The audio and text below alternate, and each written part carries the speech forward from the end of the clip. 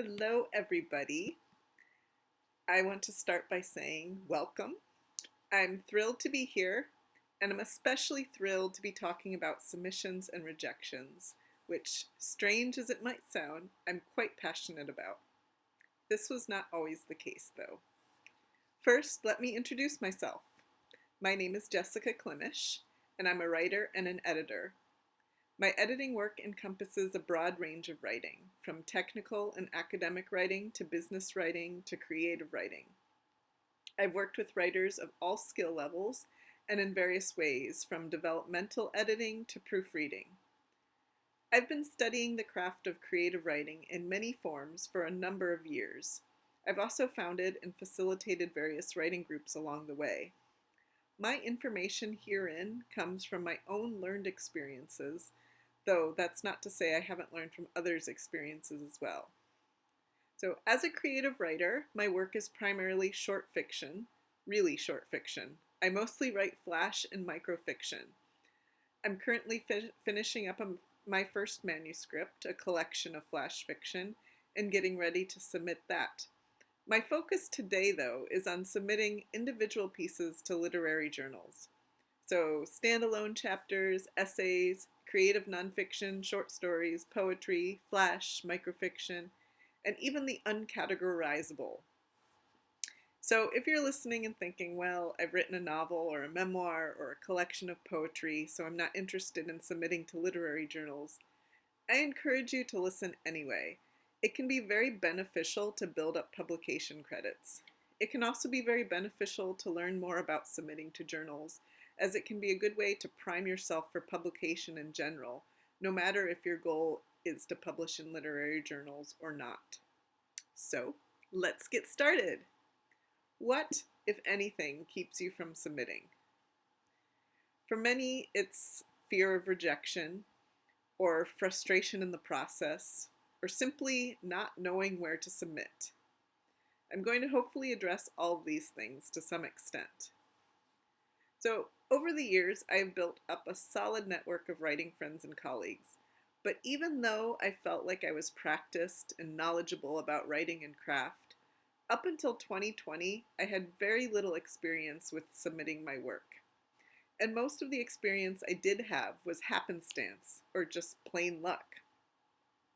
Though I'd had some poetry published in the past, the first short story I ever had published was at a journal that I didn't even submit to. How did that happen? Good question.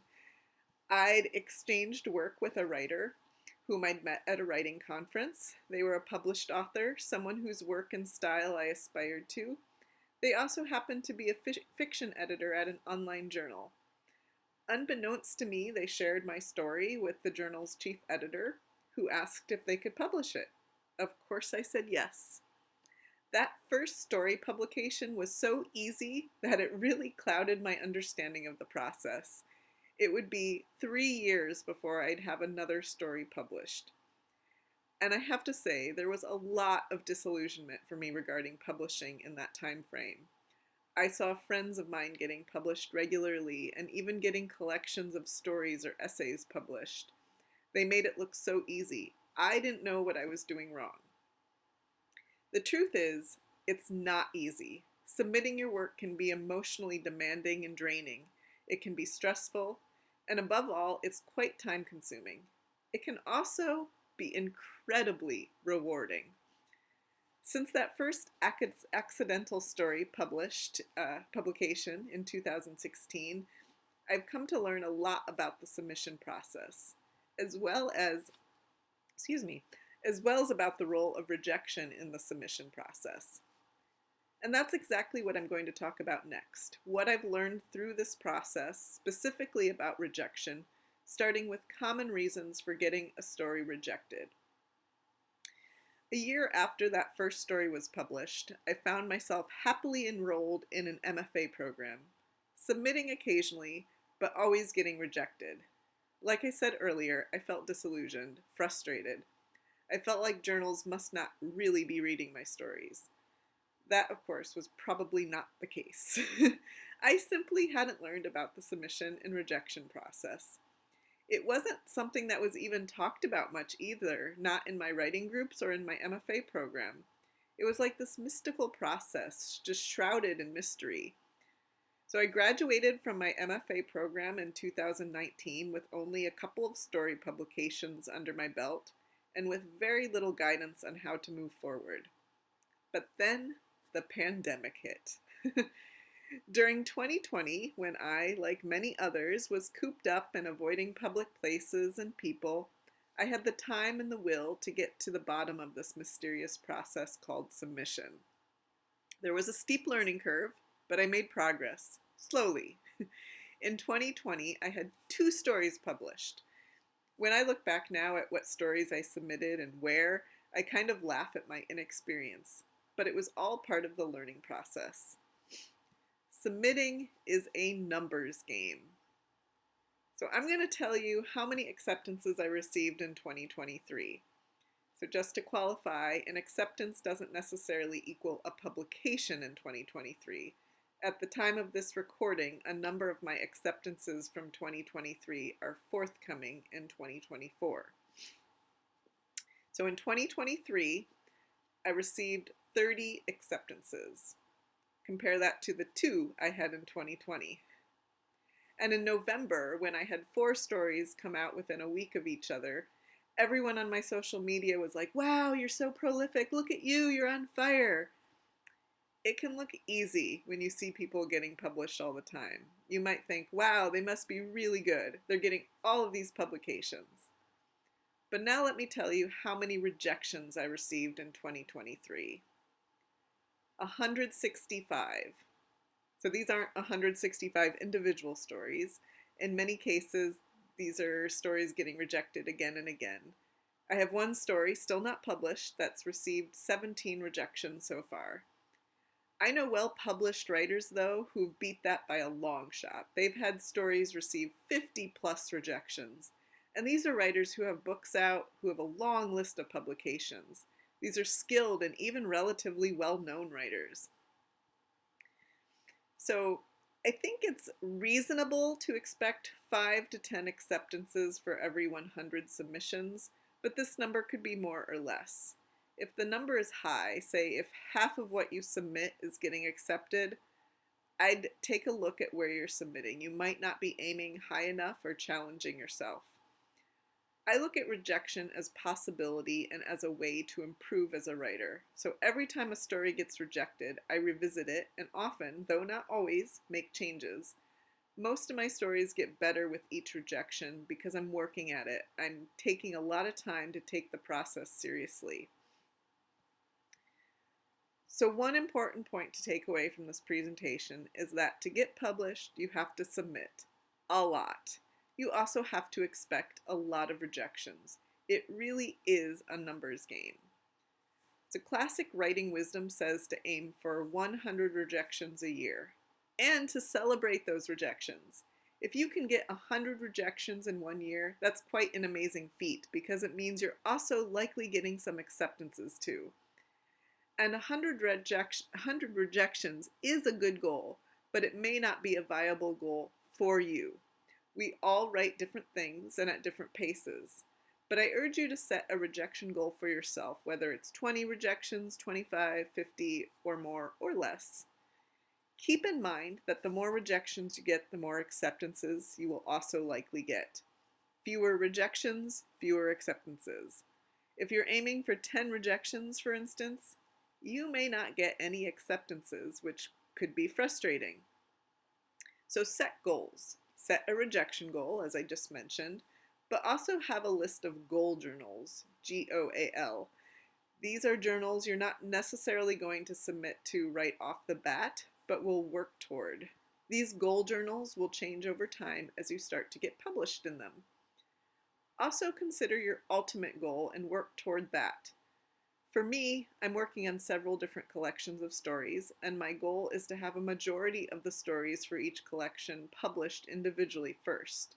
This is fairly common in my genre of flash fiction. Another of my goals is to receive nominations for different awards, for example, the Pushcart Prize or Best Microfiction, etc. So far, I've received quite a few nominations, but haven't ultimately been picked for the award. But I certainly can't get picked if I don't get a nomination. As such, I often look to submit to journals who will nominate for such awards. But that might not be your goal. So you want to consider your own ultimate goals. Again, if you don't take anything else from this presentation, my hope is that you'll understand that rejection is necessary. It's a necessary part of getting your work published. All traditionally published writers have their work rejected. But here's another important point. If a piece gets rejected, it does not necessarily mean that it's bad. So common reasons for having a piece rejected are it's not a right fit for the journal, that's a big one, not following submission guidelines, and not proofreading, submitting a piece full of errors, either grammar errors, punctuation errors, what have you. And yes, there's the possibility that your story just isn't ready to submit yet, that it may still need more work or more development. Assessing that aspect comes with practice and time, and we're not really going to address that in this presentation. My point is that I don't want you thinking that rejection automatically equals bad writing. It doesn't. In fact, I've had rejections where the editor has commented something like, "Sorry to reject this, but it's just not right for the journal. But you're a really good writer. Feel free to submit again." I always look at positive rejections as a win. In fact, my story that's received 17 rejections so far, several of those rejections were positive rejections from fairly competitive journals. Those positive rejections told me that this story has merit, but it may not quite be where it needs to be yet. So I continue working on it. It's also well worth it to keep submitting to a journal you want to get published in. After 2 years and about 15 rejections, I finally got an acceptance from one of my goal journals in December. Persistence paid off, and it can for you too. But let's talk about this not quite right for our journal reason for rejection. It's important to note that there are literally thousands of journals out there. It's time-consuming to figure out where to submit. But the cool thing is that there are literally thousands of journals out there, all different kinds.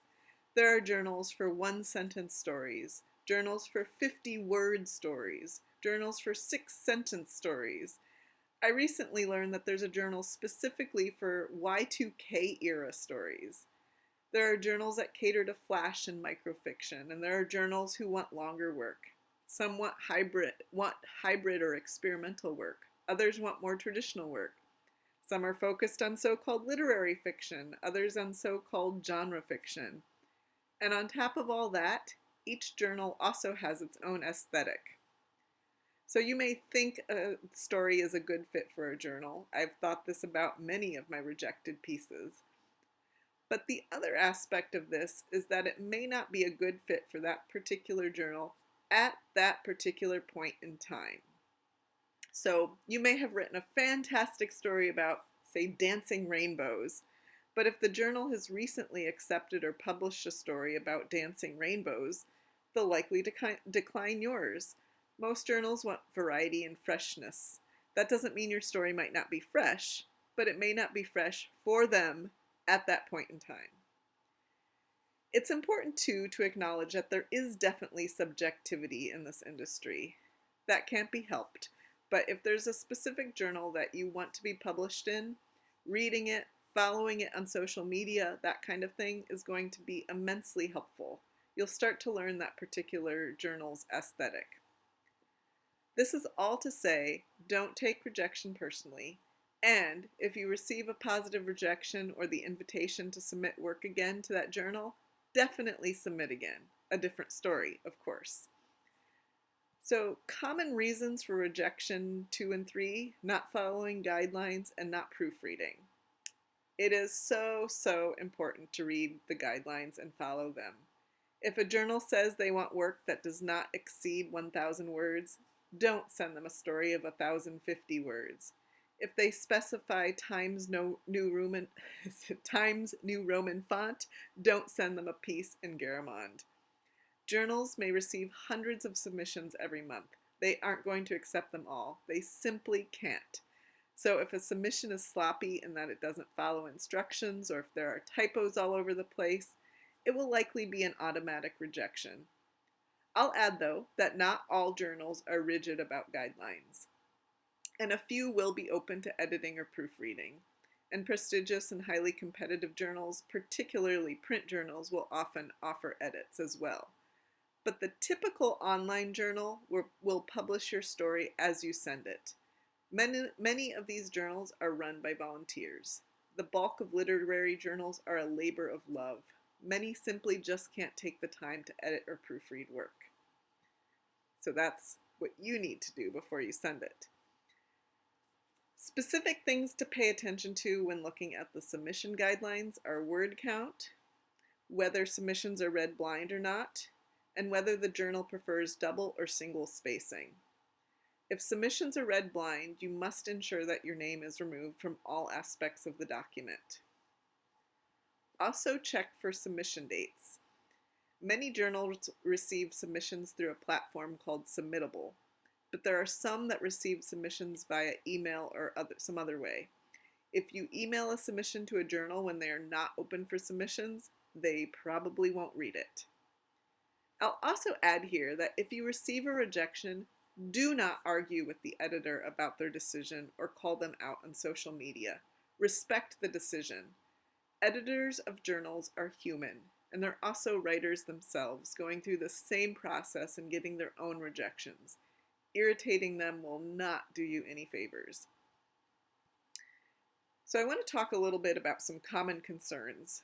So, do I pay for submissions? Yay or nay? As I mentioned, a lot of journals use Submittable for receiving submissions. Journals have to pay for Submittable, so some require a submission fee. There's nothing untoward going on when a journal asks you to pay $2 or $3 to submit work. I'm choosy. I don't like to pay a submission fee, but I will do it on occasion, depending on the journal. If you don't want to pay a submission fee, know that there are plenty of journals that don't charge one. Formatting is another common concern.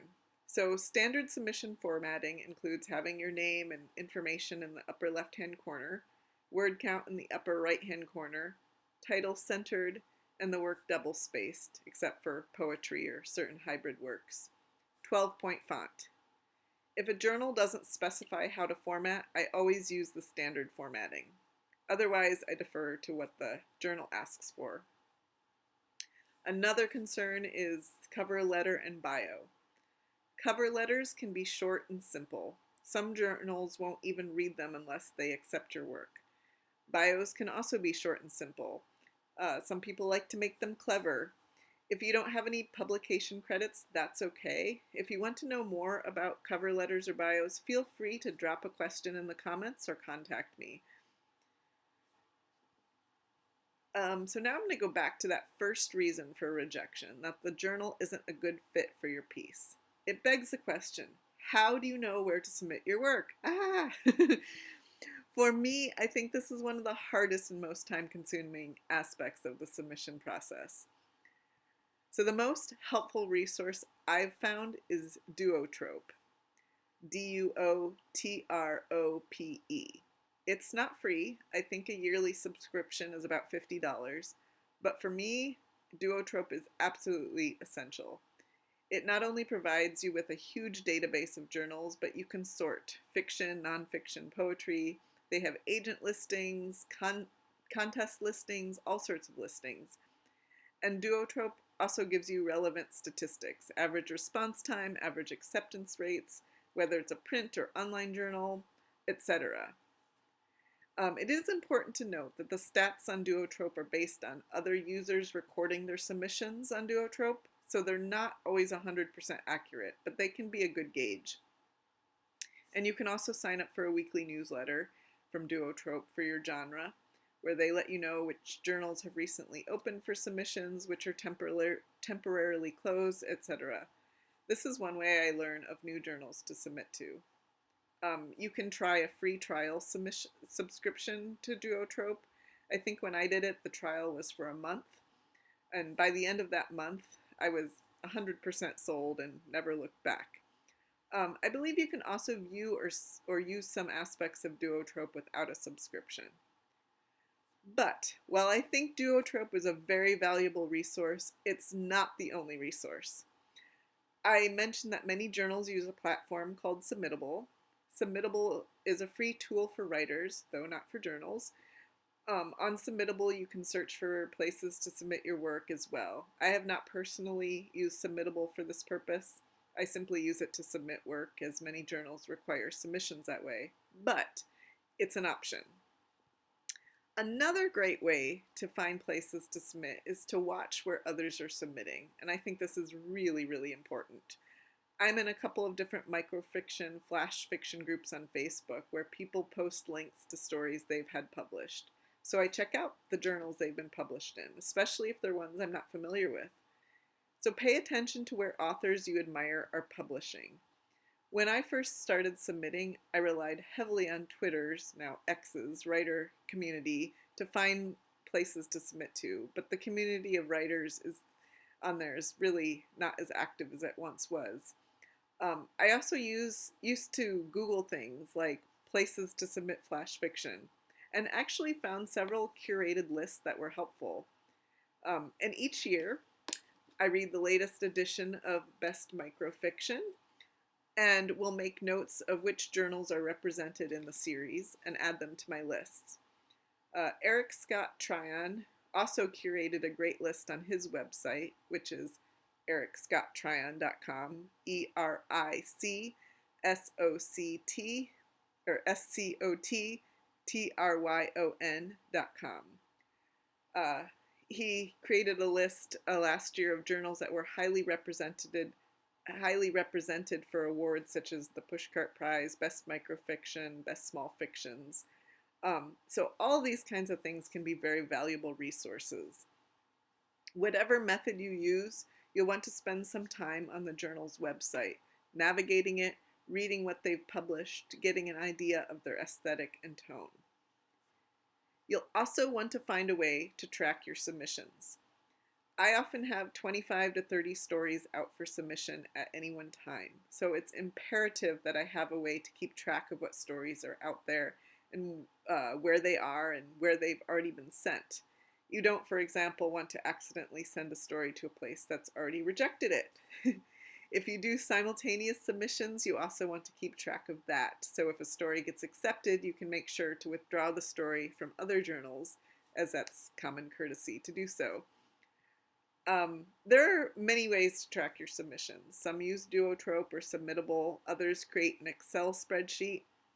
I just use a simple Word document that I color code. I keep track of where I sent a story, when I sent it, what the story is, and when I expect a response. I may also add other notes about where to send it after it's rejected. Note, I generally assume rejection whenever I send a story out. This is one way to help manage my expectations, which is the last main point I want to talk about: managing expectations. I think this is what was hardest for me when I first started out, before I knew anything about the process. I was submitting to journals I'd heard of, but many of these were highly competitive.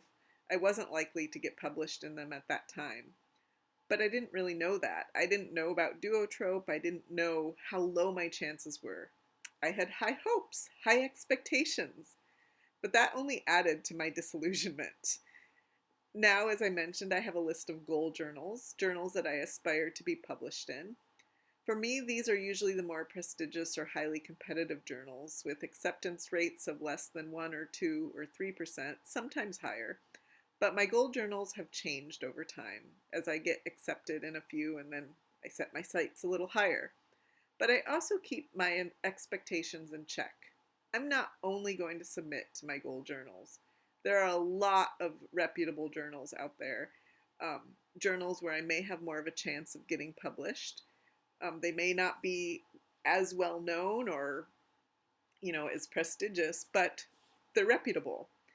However, by writing, revising, and submitting routinely and setting your goals higher and higher over time, you'll find yourself improving as a writer. I'm constantly working on new work, and I'm constantly submitting, usually several stories a week, though I do have downtimes occasionally. I also occasionally submit to journals with a high-ish acceptance rate. I do this when the journal is well known and well respected in the Flash community, since I write Flash almost exclusively, or if it's a newer journal that looks promising. And sometimes the journal just simply looks perfect for what I'm submitting. So I am selective about what journals I submit to, but I weigh a lot of different factors in deciding where to submit, based on my goals and my interests. You'll also learn to do the same. Again, your goals and thus your journals you pick will likely be different from mine. Ultimately, where you submit and how much is dependent on your personal writing and publishing goals. As I mentioned, your goals are not going to be the same as mine. As I improve as a writer, as I get more publications under my belt, I strive for more competitive journals. To that end, I also expect to get more rejections. Understanding that I'll be getting more rejections as I aim higher is important.